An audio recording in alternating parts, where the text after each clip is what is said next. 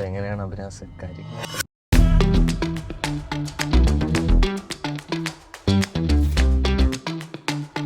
Facebook എന്ന് പറയുന്ന ഒരു പ്രോഡക്റ്റ് ആർക്കും വന്ന് ഉപയോഗിക്കാൻ പറ്റും എന്നുള്ളതാണ്. പക്ഷേ അതിൻ്റെ ഒരു ഫിനാൻസ് സൈഡ് അങ്ങനെ ആരും അറിയണം എന്നില്ല എന്നുള്ളതാണ്. ഹൗ ഇറ്റ് ഈസ് ഫങ്ഷനിങ് എന്നുള്ളത്. ഇതുവരെ ട്രാവൽ ചെയ്തിട്ടുള്ളതിൽ ഏറ്റവും ബ്യൂട്ടിഫുൾ ആയിട്ട് തോന്നിയ അല്ലെങ്കിൽ എക്സ്പീരിയൻസ്ഡ് ആയിട്ട് തോന്നിയ ഏതൊരു മൊമെന്റ് അല്ലെങ്കിൽ ഏത് ട്രാവലാണ്, എവിടത്തേക്കാണ്?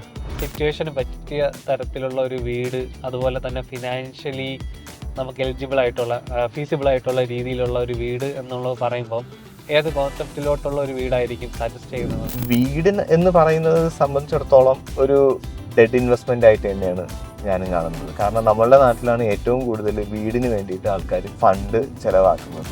മതിലുകൾ കെട്ടുക എന്ന് പറയുന്നത് സംബന്ധിച്ചിടത്തോളം ഒരു ഭരണാധികാരിക്ക് അവരുടെ നാട്ടിലെ ജനങ്ങളോട് ട്രസ്റ്റ് ഇല്ല എന്നുള്ളത് ഒട്ടിച്ചു വെക്കുന്നതിന് തുല്യമാണ്.